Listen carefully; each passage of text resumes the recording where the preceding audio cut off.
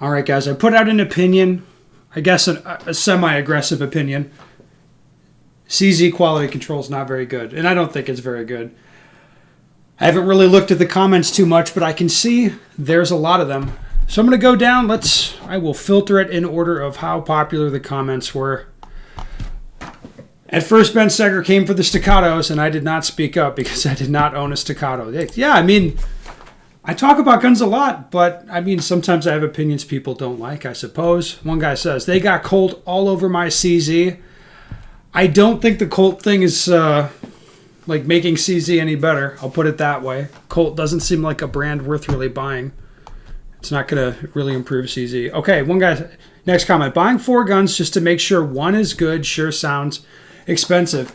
Well, I wouldn't articulate what I did, and he's referring to how I bought 4, a set of 4 optics ready Shadow 2s once. And it's not to make sure that I get one good one, but like this is kind of how a lot of competitive shooters do it.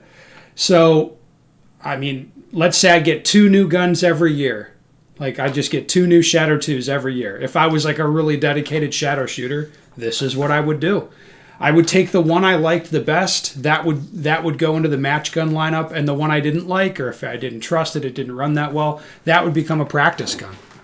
And good enough in this context means it runs perfectly. And I mean, like, perfectly. There can't be a problem. If there's anything I don't like or don't trust about the gun, it just goes into the practice gun bucket. And I keep shooting it and using it, but it's just a practice gun. I'm not going to take it to a match because I don't trust it.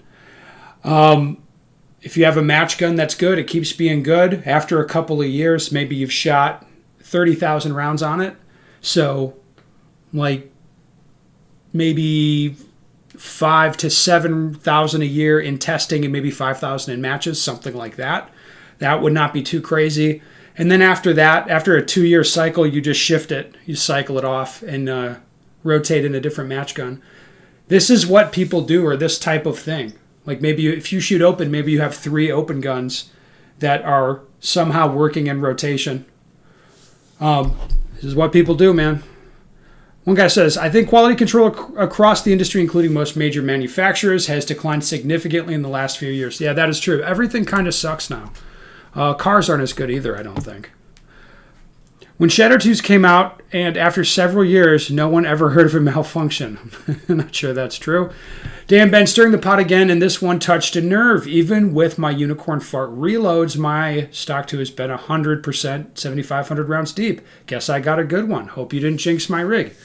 Yeah, and most of them are good. Like, the majority of them that you buy will be good. And what I expect from a Shadow is if I buy it, I change the springs minimally, like to maybe a 13-pound hammer spring, maybe an 11-pound, 12-pound recoil spring.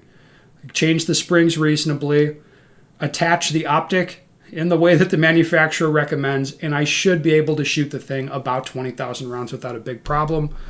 And then we will see. Okay, so how did Colt infect CZ? Wasn't CZ supposed to cure Colt? Oh, man. This is the problems with buying businesses. I think it's complicated. This guy says, a stovepipe malfunction is the ejector problem, not the extractor. You can change the sear cage or just file the ejector a little bit. If you put a finger on it, it will probably feel spiky. Should be almost flat. Sometimes. A lot of times, if the extractor doesn't hang on to the case, then it's an extractor problem because it just kind of shakes off there and then doesn't all the way clear out of the gun. You will definitely see that with the extractor. I have a pair of AO1s. I found they both would stovepipe, but under slow-mo, I saw the brass was bouncing off the underside of the SRO and dropping back into the port.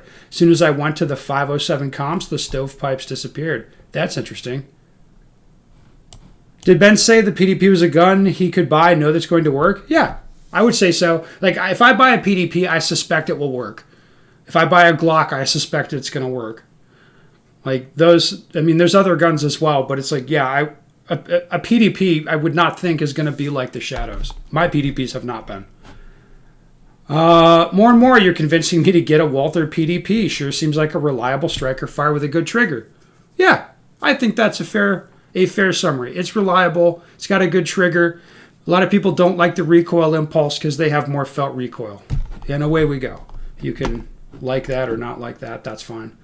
With all the different opinions and egos on literally anything and everything in the gun and firearm training community, the only person that is managing to make himself radioactive to all is Ben. Thanks, I guess.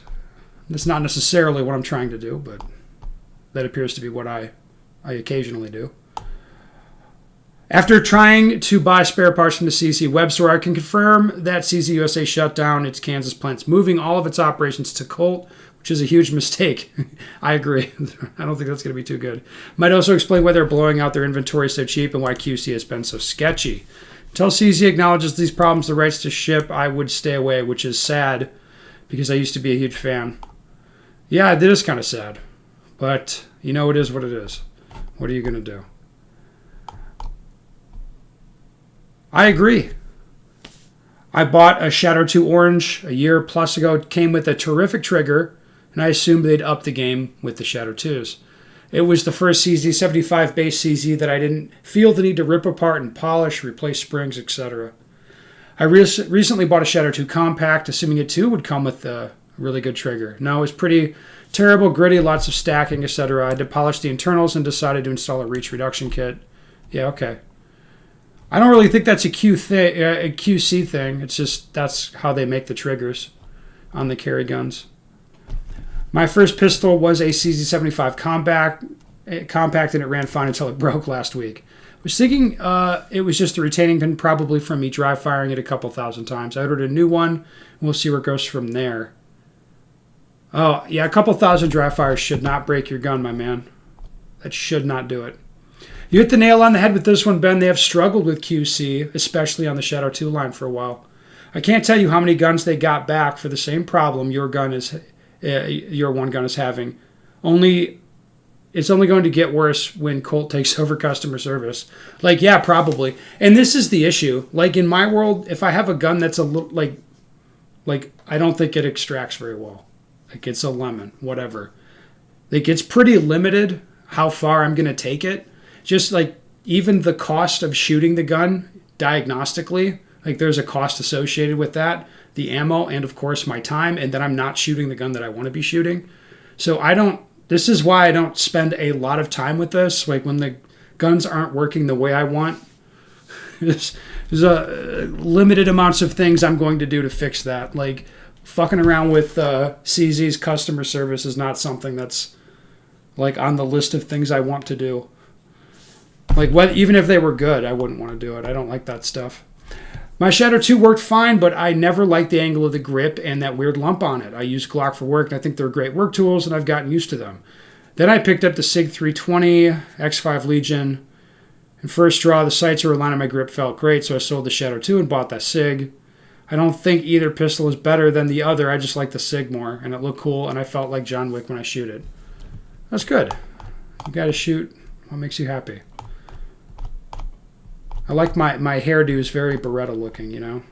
That's why the Beretta spoke to me. Owned, bought, and sold over 100 CZ pistols in the last 7 years. Okay. Shoot 15,000 rounds a year through them. Never had one stovepipe failure to feed, failure to eject, any type of problem whatsoever through any of them. The only lemons that I dealt with in my gun collection were Glocks. QC varies greatly with most gun manufacturers. CZ, Dan Wesson quality control is far worse than CZ's, and they're twice the price.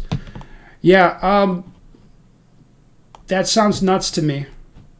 If you've shot them that much and haven't seen those malfunctions, because other people have, just so you know. Bought a new Canik TTI Combat and had bullets nose dive into the feed ramp right off the bat. Okay.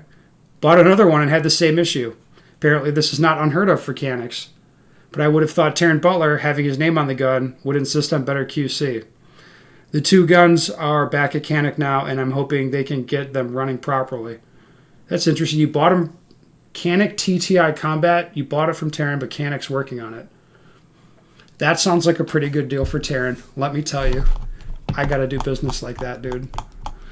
Jesus. All right, well, the comments, I live for it, guys. It's never been better. I don't think I'll be talking about CZQC anymore, but you never know. We'll see.